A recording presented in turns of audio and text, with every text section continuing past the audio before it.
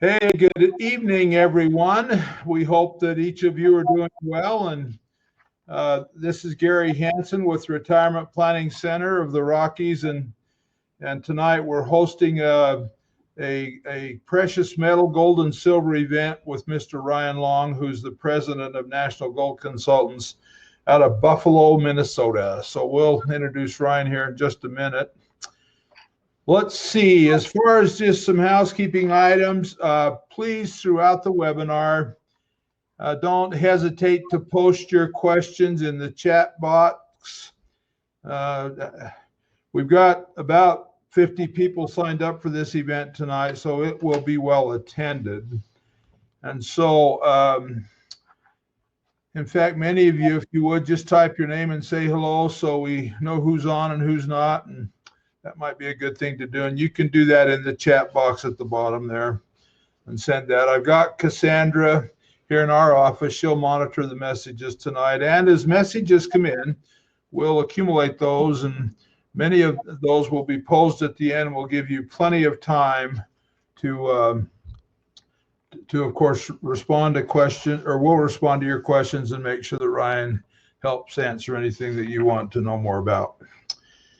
Now, by the way, the format will be is we'll post the questions at the end. We'll also post a calendar where you can get on there and sign for a free consultation. We block out an hour. It shouldn't take that long. Typically, we can discuss additional questions you may have with the idea that we'll get the discussion done, but we'll allow enough time so we can be sure and answer your questions. So I see a lot of you signing in. Looks like a good bunch tonight. Thank you for taking time to be with us, and we'll certainly make this worth your time. We'll go through about a 40-minute presentation, and then we'll get to the point with the questions and so forth that we talked about.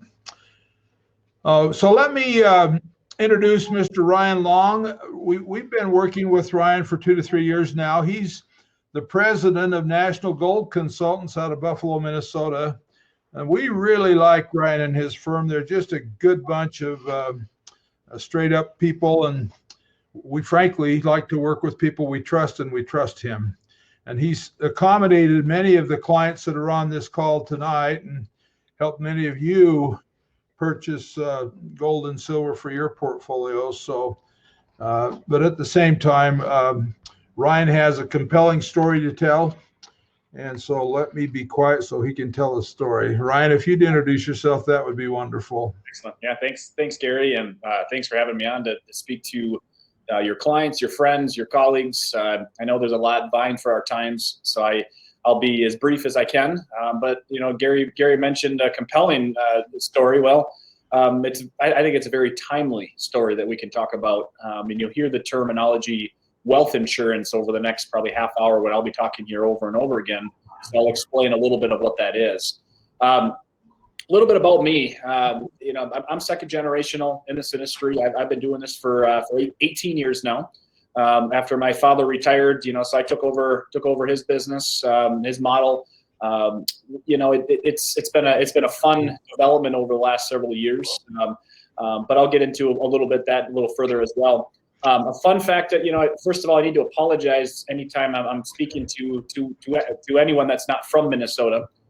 You've got a fast-talking Minnesotan here that you'll have to be bearing here for the next 40 minutes, so I do apologize. So real quick, being a Minnesotan, I know if you all, you know, I've traveled to Minnesota. We're the land of 10,000 lakes. My favorite movie myself is Grumpy Old Men. As the crow flies, it's about 45 miles from where it was filmed to where I am right now. But a little story of when I was with my father many years ago. And he was in his truck, and that was when OnStar first came out in technology. We were ice fishing. You know, that is a thing in Minnesota, right? And I was you know, I think I might have been in college, so a little bit of a spitfire then as well. I pressed the OnStar button while we were driving on this lake, and this poor Southern lady with her Southern drawl, I mean, I could hear the anxiety in her voice, and said, "Are you guys okay? You're in the middle of a lake."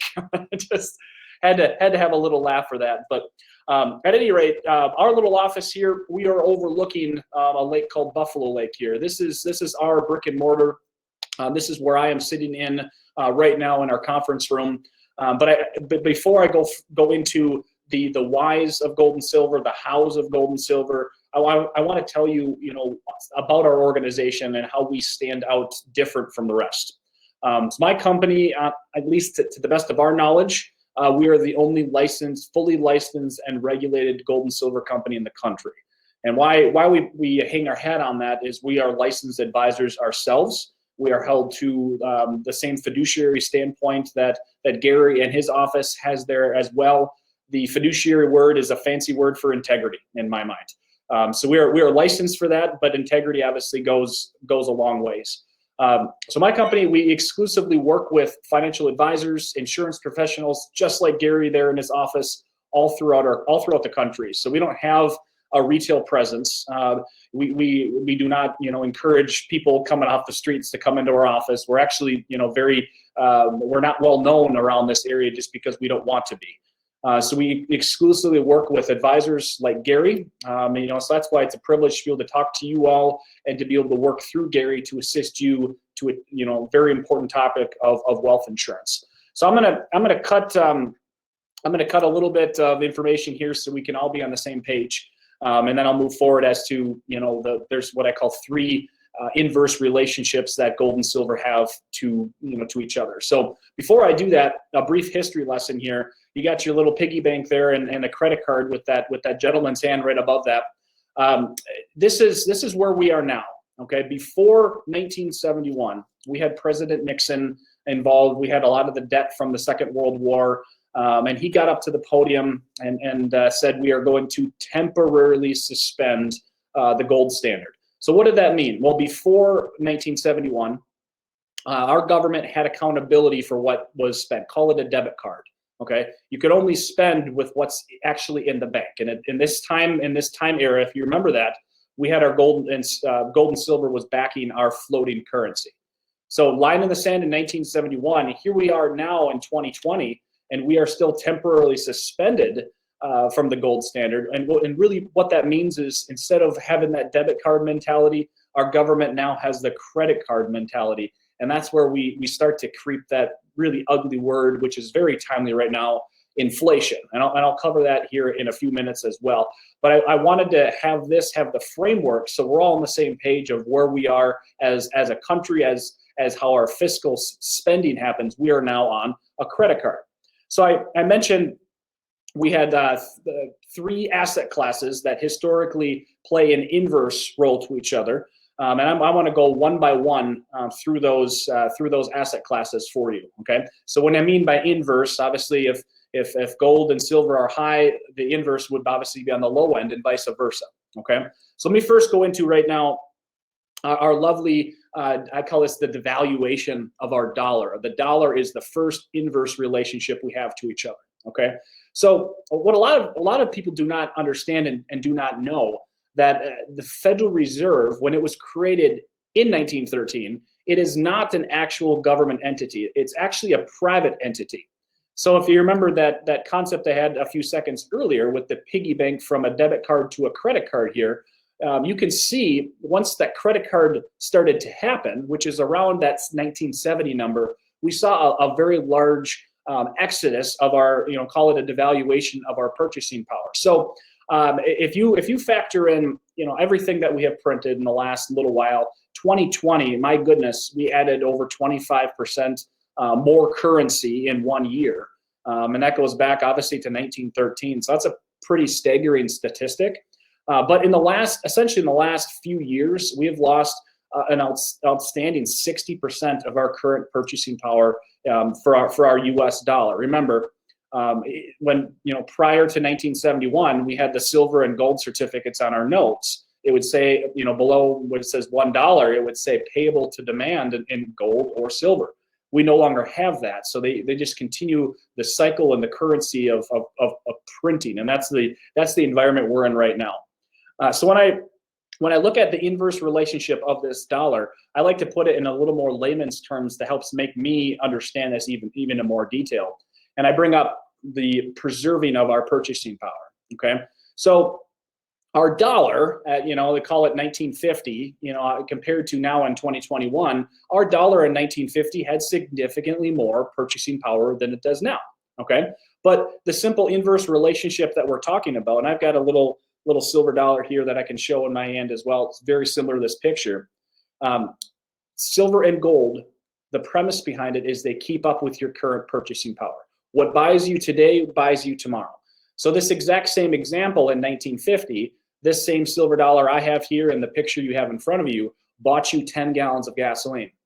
2020, all the way through 2020, even with all our crazy ups and downs with everything, this same silver dollar still bought me 10 gallons of gasoline, okay? I like to paint the story of, going back, let's just say to 1913, like the creation of the Federal Reserve.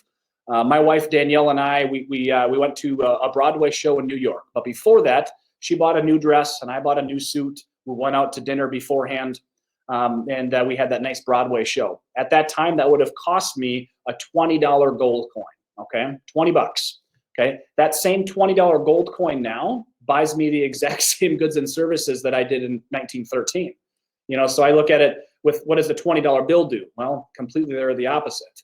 And in this gas scenario, well, guess what? It's not that we're putting better gas in our F-150s, right? It's just our dollar continues to buy less and less. So that's the premise of the inverse relationship behind this asset class. And I'll move into the second one here real quick.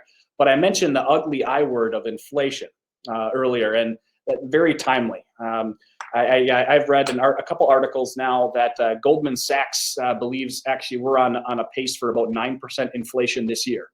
The March Consumer Price Index for inflation just came out at 0.6% increase just in 1 month. What does that mean? Well, if we multiply that times 12 months, that's 7.2% inflation. But wait a second here, when they calculate inflation and our devaluation of our currency and our purchasing power, they forget a few things, okay? And what they forget to put in there is very, very similar things that we buy all the time: food prices, energy costs, gas costs, etc. So this slide that's in front of you right now, I call it, this is the inflation storm that we have been experiencing for quite some time, but it's now starting to rear its ugly head. And so here's how this story works. We didn't, as a government, we did not start to calculate inflation until 1980. Okay, now 1980, they had things like food costs and energy costs and things like that inside of there.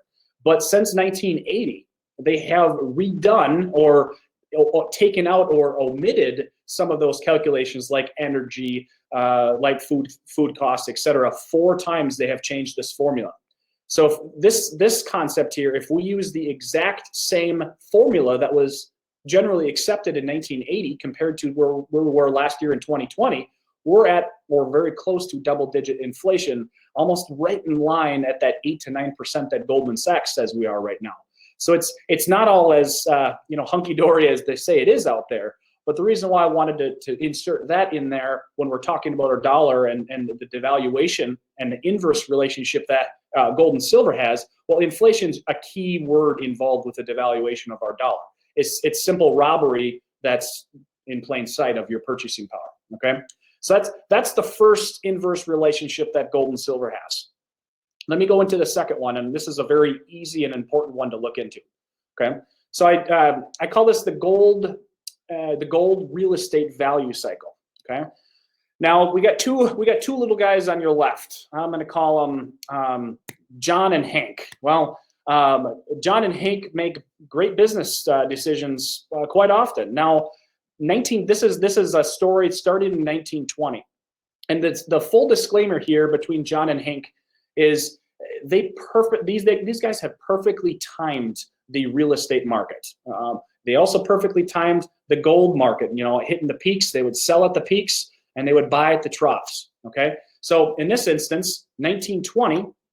Okay, gold hit an all-time high during that time. So what did John and Hank do? Well, they sold their gold and they bought a house with it. Great, okay? If gold and silver really do play that inverse role, if gold and silver's high, your housing market's low, okay? So they did that in 1920. Now they have a house, all right? Fast forward to 1930. Well, housing bubble, okay? Houses were at all-time highs again. What did they do? Well, they sold their houses and they bought gold and silver. Now they have 150 ounces of gold, okay? Here we are again. They're now they're doing this again. All right, they have $75,000, which is 2,125 ounces of gold. All they're doing is just perfectly timing gold at the highs and real estate's on the low end. Well, where are we now? In I can many examples here. I can show you this over and over. You got 2000, you got 2011. Here we are in 2021. Okay, remember, they started with one house in 1920. All they did was perfectly time the real estate and the gold markets. Again, we're humans. We can't perfectly time things, but we can look at this as a conceptual idea. Fast forward to where we are in 2021, okay? They're back in houses, okay? They have 160 houses now, which is the nationwide average is roughly $320,000 per house. It's worth about $53 million. Remember, they started with just a couple $1,000s back in 1920. Again, air quotes, perfectly timed this real estate market and the gold market. But I really, when I'm looking at personally, when is a great time to be looking at gold and silver to add to my position? And when is it maybe a good time to take some winners off the table, right? Well, right now we all know the housing market's in a giant all-time high bubble right now. Construction's through the roof, building materials are high. So with that concept and that premise, that just means gold and silver is an extremely, extremely attractive scenario that we're at right now. So I got a couple charts here, and then I'm going to move into the 2008 example of a crash, and I'll share with you the last inverse relationship that we have. Okay, but first of all, we have this chart here. We have gold is in red, okay, and your real estate is in green. And this shows the crash of 2007 and 2008. So we had in 2007, they were going in, it's not uncommon to have gold and silver go in tandem for a little while until one takes a position and one takes an inverse relationship to each other, okay? So we had the housing crash. We all remember that, right? Houses dropped on average nationwide about 30%, okay? Well, you can see right there that you had that big split when the real estate market crashed. Well, gold and silver, got the bid, right? That's to me extremely important to keep in your mind. We all have to live, but this is the layman's terms of how I look at it. When is a good time to add gold and silver to my position? When is it a good time to maybe take off some of the winners? I'll say this again as wealth insurance and wealth protection that precious metals is. Just like we have health insurance, life insurance, automobile insurance. You hope to never have to use it, but it's there in case you need it. And that same concept is involved with gold and silver. It's a small position, and I'll explain that recommendation we typically like to have. But that position is going to move up and down, similar to real estate. And that's where advisors like myself and partnering with Gary, we're there to lead you through the trenches and to assist you when those proper times are there. Okay. So I'm going to move here in the last chart I have for you. So I'm not going to bore you with charts, but I'm going to move into our last inverse relationship, and you probably can guess what it is. But it's our stock markets. Okay, our equity markets. Okay, when our equity markets are high, gold and silver tend to be on the inverse relationship with that. Well, sound the alarms, newsflash. Not only do we have all-time highs, like I said, in real estate, we still have all-time highs right now in our stock markets. So what does that mean? Well, it's pretty rhetorical. So I'm comparing right now the Dow Jones, which is in your blue, versus gold. And from 2001 all the way to 2020, so we have a 20-year chart. Gold looks extremely attractive, right? Both have done well. If I was to backdate this chart to 30 years, you would actually have a reversal. It would actually look like the Dow is better than gold. Okay, so why am I saying that? Well, I'm saying that because we want diversification. We want participation in both, right? But it all has to be within reason. Okay, so I mean, we can tailor charts to make it look as good as we want. This is just the last 20 years. But again, Bear in mind, if I do 30 years, they do have a reversal. So we want participation in both. Just like I'll explain towards the end, we want participation in both gold and silver, not just one or the other, okay? So I'm gonna move forward here into a sample client. I mentioned the 2008 type of a crash. We saw that with real estate. We saw that with our stock and equity markets, if you all remember, right? So here we are. We have a 2008 recession, and we're going to compare that to physical gold and silver. I'll call the gold and silver as wealth insurance, okay? Now, so we have that sample cliche person in retirement that has $1 million of assets, okay? So where are those $1 million invested into? Well, 90% of it we can talk about into stocks, bonds, insurance products. I'm a big believer of those. Annuities for your safe money, big believer of those, etc. Everything that you're already doing with Gary, and if you're not a client of Gary's, you need to talk to him. So you have your 10%, your remaining 10%. We call that wealth insurance into physical gold and silver. So that 10% level, that's that baseline. I call it the just bare minimum position of a hold. It's not a perfect number. I'll share with you in a second what 20% looks like in these outcomes. But 10% is wealth insurance, not investment. Okay, we got to take our investment brains off of that. Yes, gold and silver has returns during recessions, but it's all relative because there's losses in your other side of your portfolio. Okay, so we use gold and silver as a tool as wealth insurance to smooth out some of the peaks and the valleys. Okay, so what happens if you have this position, you have your 10% in your gold and silver, just like that insurance coverage that I talked about for health and life insurance, etc. What happens if you have a decline in value of gold and silver? Well, that's a good thing. That just means your other 90% of your assets are doing well. So I tell people, be careful what you wish for. You're in gold and silver for insurance purposes to protect your retirement. So what buys you today buys you tomorrow or 10 years from now, because we can't control, especially in a highly inflationary environment. So, but what happens if a recession or a market pullback actually does occur? Well, let me show you. At a 10% allocation, we have 90% of the portfolio in 2008. It declined roughly 40%. Nationwide average was actually closer to 50%, but I give you all the benefit of the doubt to be higher than the nation average. So your cliche $1 million, your $900,000 you had allocated, went down to about $540,000. Big bummer. When you're in retirement, you can't have that happen. So that $100,000 or that 10% in gold and silver increased during that time. So you have a total net of, wow, I only lost $15,000 in the 2008 crash. Not a bad gig. I can't tell you how many advisors I've talked to over the years that implemented the strategy, and they called us up and they said, Ryan, I'm getting calls after calls with panics from my clients, but all I have to do is tell them, just say, hey, you're covered. You have this insurance there for a reason. So that I mentioned that 10% level is wealth insurance. It's insurance. You have to take your returns out of it. I get the question almost daily from advisors and their clients, and they go, well, what do you guys think gold and silver is going to get to, or should I wait to buy a dip? Or I go, well, no. Gold and silver is going to go where it needs to go to keep up with current purchasing power.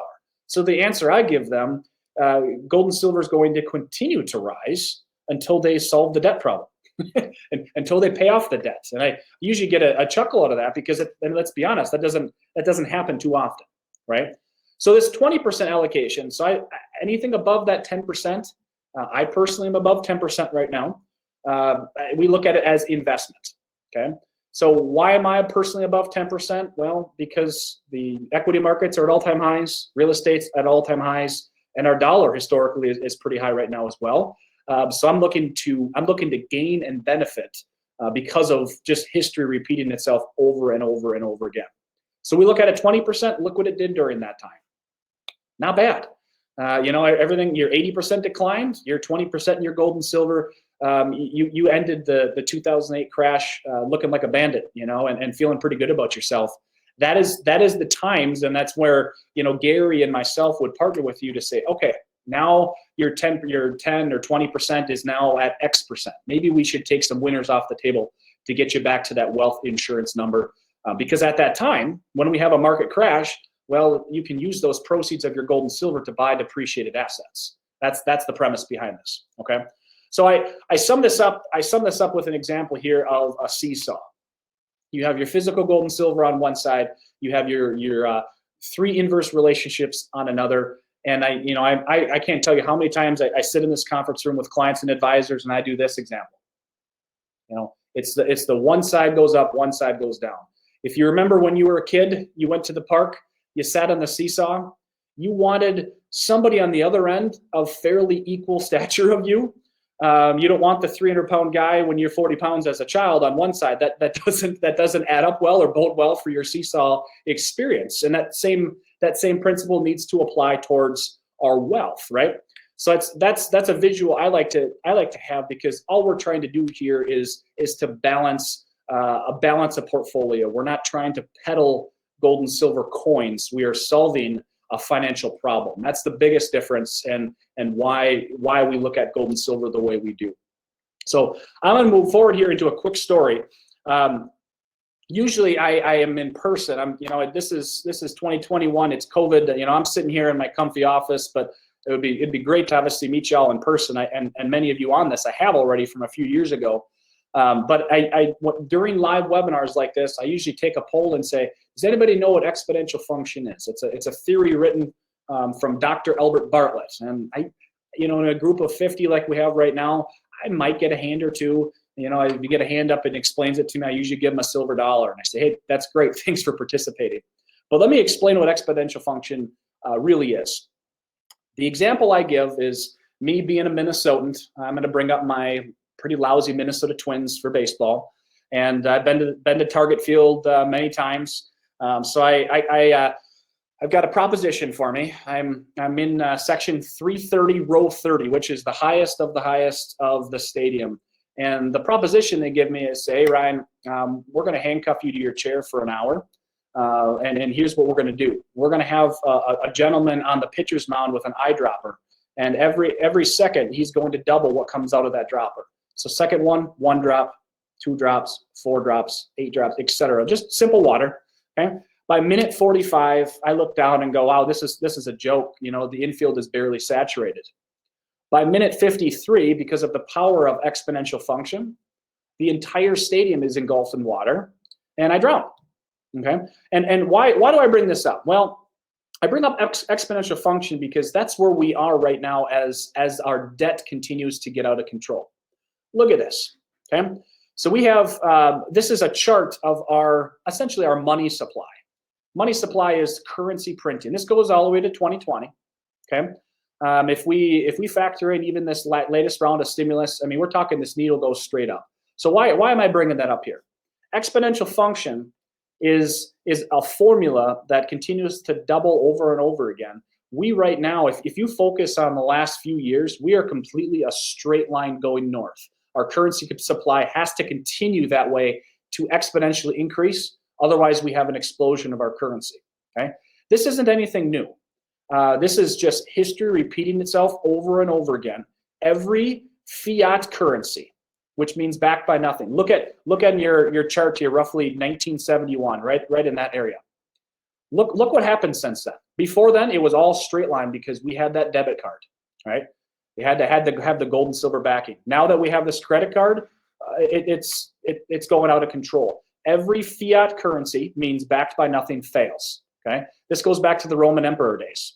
For citizens, you could go into the Colosseum. It's free to watch the gladiators. Towards the demise of the Roman Empire, it was free, but you had to hand them one of your gold coins. Okay, they took a little clip of your gold coin. Okay, they collected that clip. Now your coin's starting to look like a stop sign and become smaller and smaller. Still spent the same, but what they did with the clips is they melted down and made more coins. Okay, this is nothing. So money printing, inflation, this is nothing new. But the problem is with our credit card here. And this is I'll be done with my soapbox on that in a second. Because of the credit card here, we have no accountability. And all of the damage, like that exponential function of the drowning example, happens all in the 11th hour. And that's where we are right now as our currency supply continues to dramatically increase. Okay, so I'm gonna show you this as well, because this is this is a pretty a sober story as well. If you've never gone to this, I guess the dates on here is covering up a little bit. The site is called usdebtclock.org. Okay, very interesting site. This national debt with this circle in black here, it just continues to roll over longer, I mean, higher and higher every second. We're actually, this is a screenshot done a few weeks ago. We're north of $28 trillion now. Okay, so it just continues to run. Why I circled this is because this is what our debt to GDP is. So what does debt to GDP really mean? That means if you have a household and your debt to GDP is at 129%, that means you are spending more than you are bringing in. It doesn't work that way. What we call this in our own personal finances, you're bankrupt. You have to make some complete changes. Okay, 129% is pretty staggering. I mean, look at these numbers here. Even had the wars, around these times, it's still at 53%. That means we're bringing in more money than we're spending. We had some good times in the 80s. But look where we are now. Well, guess what? You can project of where 2025 is. Well, here we are in 2025. Look at our national debt went from 28 trillion to 49. This is the current, like I said, exponential function that we're in right now. Well, we went from what, 129% debt to GDP ratio. Again, you're bankrupt at that level. We ratcheted up to near 190%, and that's continuing. Okay, so it's a pretty sobering statistic, and I'm not doing this to be wow, let's go home and be pretty doom and gloom here. And no, this is just laying the groundwork of why we have gold and silver implement the way we do. Okay, so I mentioned all of that. If we have questions, we're happy to take those at the end. If we move forward here, I mentioned I'm going to cover the whys and the whats. Okay, not all gold and silver is created equal, so I'm going to transition into that here and just bend your ear for just a few more minutes, and we can open up to questions and other things like that. The best ways to own gold and silver is a very important thing. Other than all of the the data slides that I gave you, this is some of the nitty-gritties of why we are licensed, why we're fiduciaries, why we have integrity. Okay, again, we're not here to peddle coins. We're there to solve that financial sliver of the puzzle. Okay, and that's what this is. So let me explain two separate categories what we have here for gold and silver. Not all, like I said, not all gold and silver is created equal. You have your pre-1933 gold and silver coins, and you have your post-1933 gold and silver coins and bars. Okay, the pre-1933 coins, that's that silver dollar mentality I mentioned. I look at this coin, this is a 1922 coin, therefore pre-1933 because of the date. Okay, why this is important, we use this for our non-qualified dollars, your regular money, that many people on this webinar have already worked with Gary and myself. You physically possess it. We send it to you. It's the old saying, possession being 9/10 of the law, right? So here's the concept behind this. The pre-1933, it's considered a private asset. And why is it private? Well, you could still go to Walmart right now. I could spend this $1 coin. Obviously, it's worth significantly more than $1 because it's got the silver in it, right? But I could go buy a soda pop right now at Walmart for this. It's considered currency. So the story I like to say is it's just like bringing a dollar bill into the bank and say, I want 2 rolls or $1 worth of pennies back. Okay, all you're doing is you converted your paper dollar into coins, currency, legal tender. Same exact thing that we're doing here as well. You're converting your dollars, a digit in your bank account, whatever that might be, and you're getting into hard physical currency. Why is it private? Because it's a currency. So what does private mean? Well, that means there's no 1099s when you buy and when you sell. There's no government involvement. There's no social security numbers. There's no, I like to say, I don't need to know your blood type for this. Completely anonymous. Okay. So again, we use this for non-qualified, your regular money that you have available for you to write a check out for now. This is the preferred route. Possession being 9/10 of the law. This is what I own. Okay. And like I said, I'm significantly above that 10% level right now myself. So what's the other side of it, of the coin, pun intended? We have the newer coins, the post 1933 coins and bars. That's considered a commodity, okay, versus currency. You can't go spend a silver bar or a silver eagle for anything. because it's not legal tender. It's a commodity that the government prints and makes, every day. Okay, we use those products. It's not saying they're bad. We use those products for IRAs. So if you have qualified money, we want to get as much as we can, close to that 10% or more with the pre-1933. But if you don't have that available, liquidity outside of retirement accounts, we use then the proceeds into IRAs. Okay, here's the caveat. Well, in every IRA, you have a 3-letter partner in your dealings, and that 3-letter partner stands for IRS, right? They want to tax things, and so that's why they track you. Okay, there are we got to report all that. It's all it's all kosher and up and on the up and up. But the caveat here is you cannot possess your gold and silver in an IRA. It's got to be held in a government mandated vault, which we help you get through. Okay. Again, why is that? Because Big Brother has to watch you on that one versus this one. It's private. So that's why we like this route of the privacy. But this is the baby boomer generation of retirement that over 75% of assets are held in qualified accounts, 401ks, IRAs, etc. So we get as much as we can in this, and we substitute the rest so you have that proper insurance levels. 10% or so, like I mentioned. Okay. So before I move it into questions, I've got just, I think, 2 or 3 more slides here for you, and then we'll move into Q&A, and then we can, let you go with your evening here. So these right here are just the physical that I talked about. Physical product, real deal. You can see, touch, and feel. You have your hands on it. So let me explain the difference between paper and physical. So what's paper? Well, paper is a stock or a certificate saying you own, this said gold and silver asset. So I bring up this example of the Titanic, okay? And the Titanic is this. My wife, again, her name is Danielle. She'll board it with me. She'll do anything with me.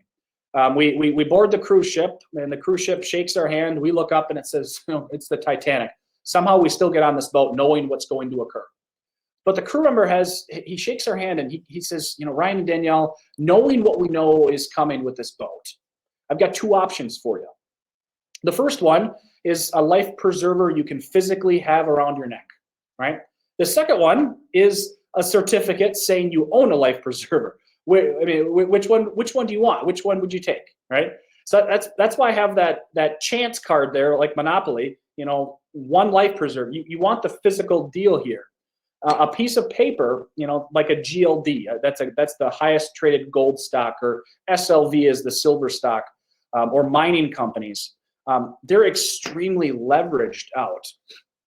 So if you deposit your dollar into a bank, it's called the fractionally reserved banking system.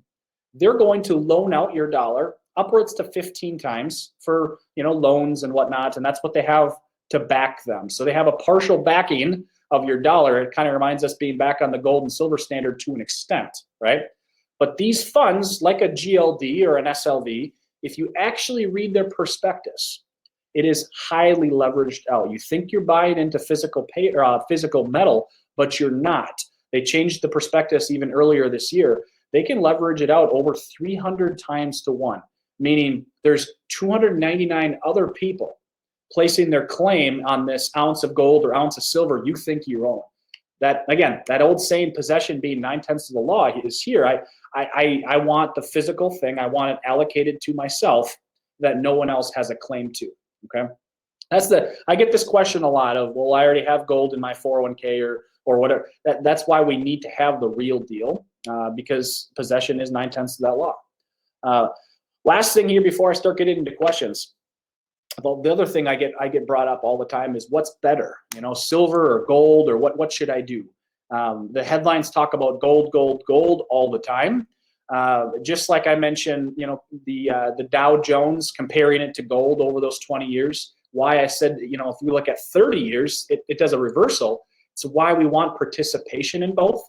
And that's very similar to, we want participation both in silver and gold. Right now, just silver is just a better bang for your buck. It is a screaming buy right now. If you look at all of the commodities out there, what commodity is below its 1980s high? Well, the only answer is silver. Okay, silver is the second largest and second most productive commodity in the world, second to crude oil and oil. So you look at all this factor right now with how, you know, you got the Green New Deals talked about, electric cars, all of this, you know, energy. You know, silver protects your portfolio just like gold does. They go interchangeably. But you also have all of the industrial and commercial demand that we have for silver right now, and it's under its 1980s high. You really can't go wrong with this. And I'm happy to get into more detail if we need to on this one. But I'm just screaming at the hills right now that silver is extremely undervalued. We're really liking what we're looking at that as well. So I'm going to start off the questions with a couple of my own. Would love to have some dialogues. You've got your chat there as well, and Gary, you can feel free to interject. But before these are typed in, I'm going to save you the time. These are the two main questions that we typically have. Is great, now that I have this product, Ryan, where do I put it? You know, and we talk different storage options. You know, you've got a safe in your house, you've got a paint can in your utility room. I mean, a lot of people don't understand the volume that gold and silver actually takes up. This little tube, filled with gold right now. This is about $50,000 for this little guy right here. Okay, does not take up much space, obviously. $100,000 of silver fits in basically about the size of a shoebox. Nothing majorly cumbersome. You're not backing the Brinks truck up to your garage here.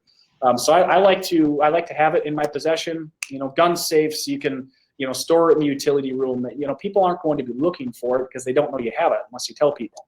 Okay.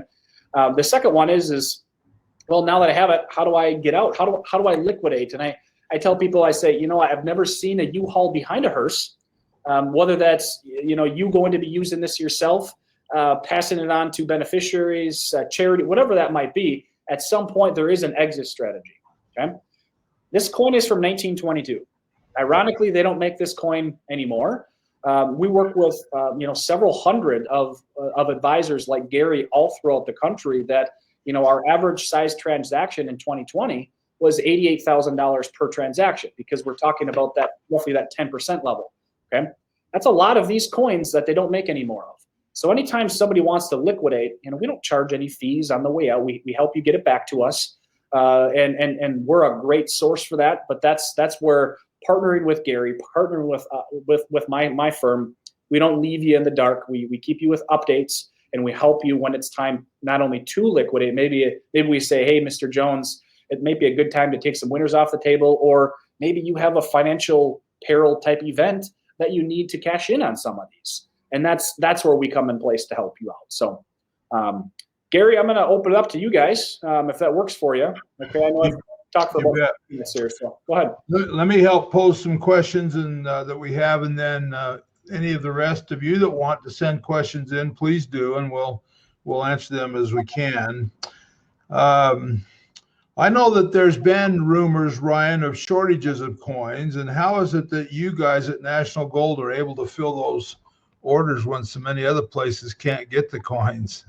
You know, it reared its ugly face in February, Gary.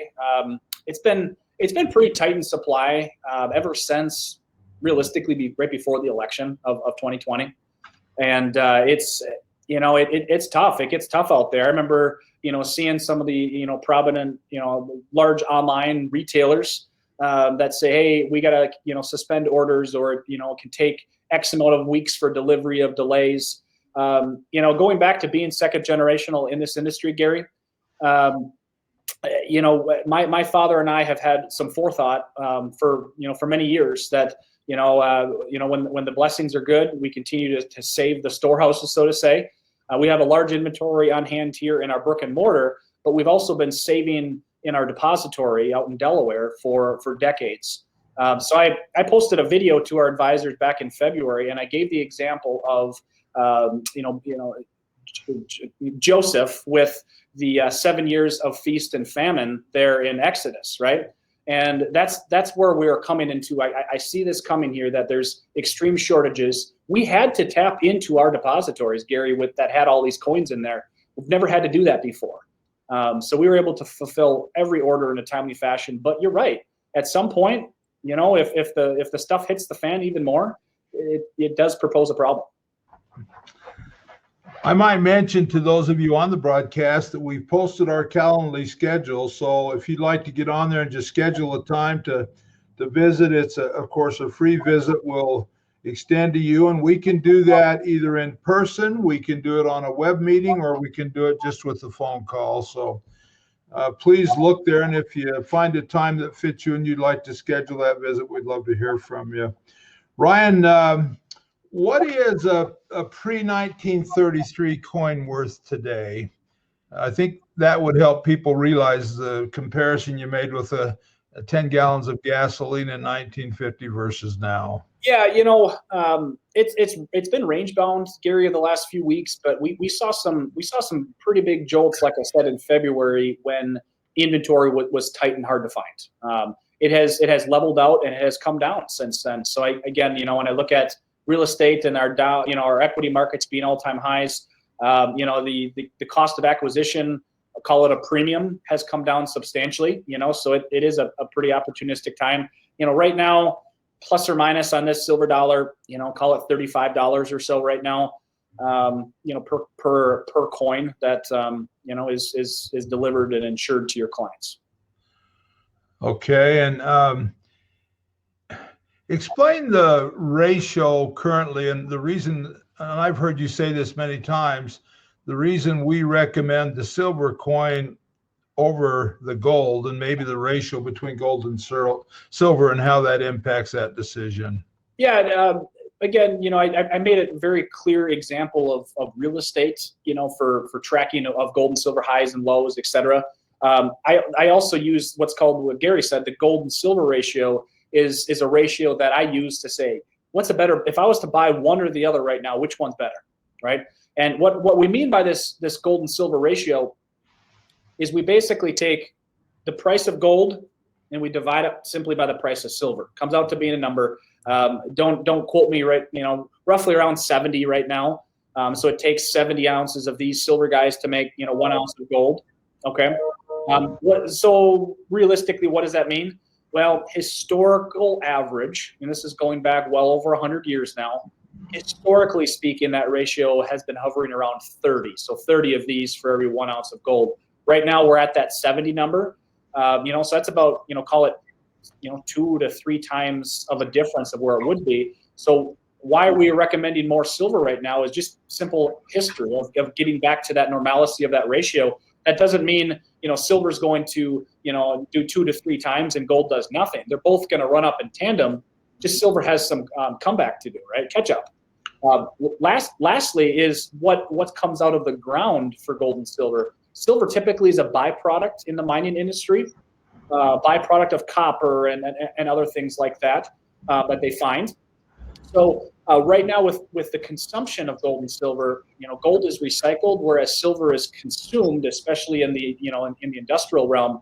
Right now, the mining companies are only finding 10 ounces of silver for every 1 ounce of gold right now. So one can conclude that we could even be lower than that 30-to-1 ratio, which is that average. So that's part of the method or madness in this positioning. Why in simple terms that gold to silver ratio is really powerful. How did these particular coins that you're recommending, how'd they perform over the last year and a half, Ryan? Is that a fair question to ask? Yeah. I think it's a great question to ask because it also really solidifies. It's great to look at where gold and silver has been, what it's done for us recently, but also remembering that we need to be looking at this as insurance versus investment.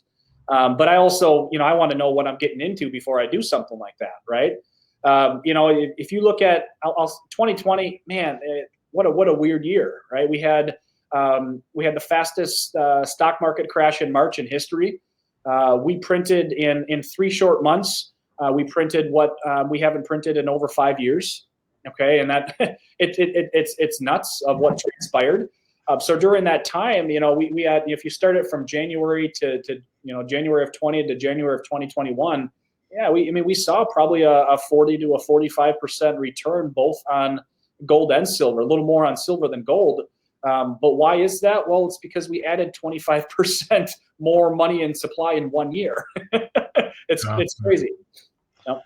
So I know that there's obviously reasons why we have this as wealth insurance, and so I'll just mention to all of you that one of the reasons we enjoy working with Ryan and his team there at National Gold is Ryan's always said to us, if things were to begin to happen that would suggest it might be a good time to harvest some of those gains, then of course we always want to try to hold about 10% there for wealth insurance, just to offset that teeter-totter we talked about. But at the same time, Ryan would be happy at that point to say to us, Gary, you might suggest we bring some of those back. And that's one of the beauties about working with his firm is there is no cost to do that. You'll pay some costs coming in on the front end, but on the back end, when we take that money back to him, and I've had clients liquidate some coins before, and as they do that, his firm will turn around and they'll pay the postage to get the coins back. They insure it, and then at the same time, they'll have a check to you or into your bank account just within a day or two. So, yeah, I got to tell you, it's really a wonderful thing to work with a firm that takes good care of us.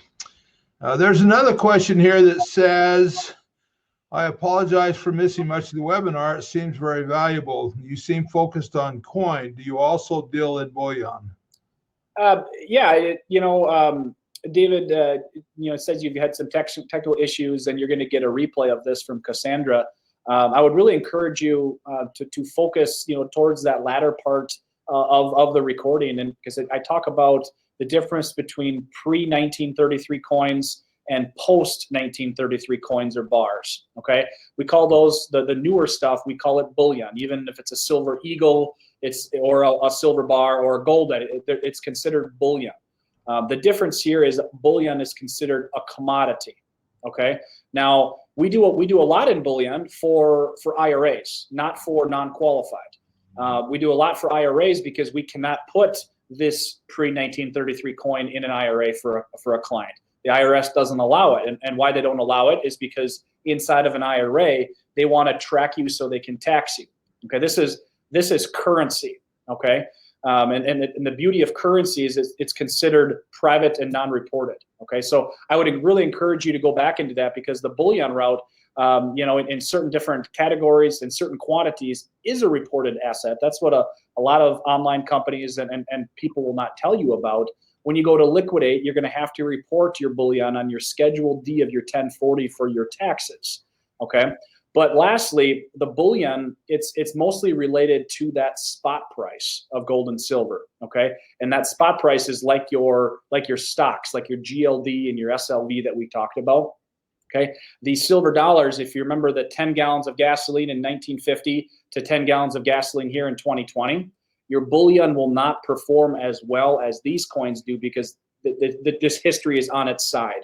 Okay, so I'll give you an example. Back in 2011, when we had the peak of the crisis, right? The stock market already dropped. Everybody's 401k was a 201k, right? It crashed in half. Silver, the spot price hit as high as $49 an ounce. So your bullion price was around $49. Okay, these coins hit as high as $84 at that peak. And why is that? Because you have availability or lack thereof. When everybody's panicking is when everybody's buying this product. So when Gary first, just a few minutes ago mentioned how we buy product back at no cost, and why we do that is because these coins are extinct. We need that product back because we have a dickens of a time replacing and finding inventory. Last thing about bullion is, and why we don't recommend that as fiduciaries, is there's a lot of counterfeit in that market. Okay? It's very easy to fake and counterproduce. You're going to gold and silver plate bars. I've seen that in coins. I've seen it in a lot of things that you have to be very conscientious about and be very careful.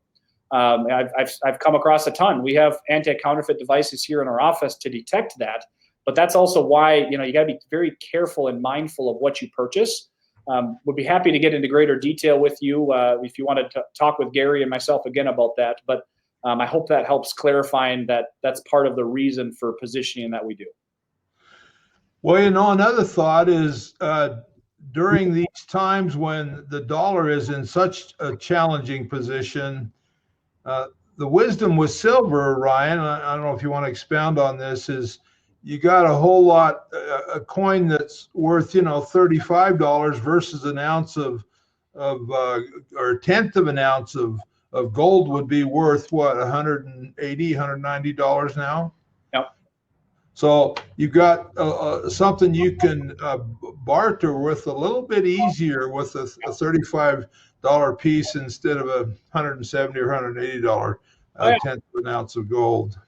Absolutely. I mean, we're in uncharted times. I'm sitting here in Minnesota, and obviously, if you've watched any sort of the news, you saw, the trial verdict, occurred this afternoon, and and we have an administration, whether you're blue, red, or indifferent, it makes no difference. It doesn't matter what administration's in right now. We're going to continue to print and print. It's exponential function. It's happening again. It's happened many times. The average fiat currency is last 43 years throughout history. Well, we became fiat in 1971. So we don't know the future. We're not professing to know what's going to happen. But you're right, Gary. You got your $35 coin for silver. You might have to barter with it someday. We don't know. But we're also not trying to have that mindset of we're going to head for the Smoky Mountains and put our tinfoil hat on either as well. This is wealth insurance. It's stood the test of time of 5,000 years. And I have the utmost confidence that it'll continue to withstand the next 5,000 years until the Lord comes, right? All right, let's see. I'm just looking to see if there's any other questions. Cassandra, anything else there? Are we all set? Well, Ryan, thank you for taking time to spend with us tonight. And for those of you that are all on the broadcast, we'll leave the Calendly up for a little bit if you want to sign up to visit. We'll be happy to schedule a time to do that with you. As Ryan mentioned, we will tomorrow forward a copy of this recording to everyone that signed up today, and you'll have it so you can watch it at your leisure. And please don't hesitate to reach out to us. Our office is Retirement Planning Center of the Rockies here in Loveland, Colorado. We're located right on Highway 34, we're on the south end of Lake Loveland, looking right out on the lake. We got a beautiful office. We'd have you come visit. And again, if we want to do a meeting online, we can, or if we can do a webinar, we can do a phone call, or you're welcome to come here to our office, and Cassandra will make you some really tasty hot cookies, and we'll take good care of you that way. And again, we'll treat you with dignity and respect. And if this is something that will fit and work for you, we're happy to help you accomplish that. And if it doesn't, we'll part as friends, and we'll always be here to help you with anything you might need help with down the road. And by the way, there is a download there. You're welcome to click on and take that download as well. That will come with the email tomorrow as well, won't it, Cassandra? So either way, you'll get a copy of that. Ryan, thank you again. Hey, thank you. Appreciate you guys. Take care. You guys all have a great evening, and we'll visit soon. Thank you.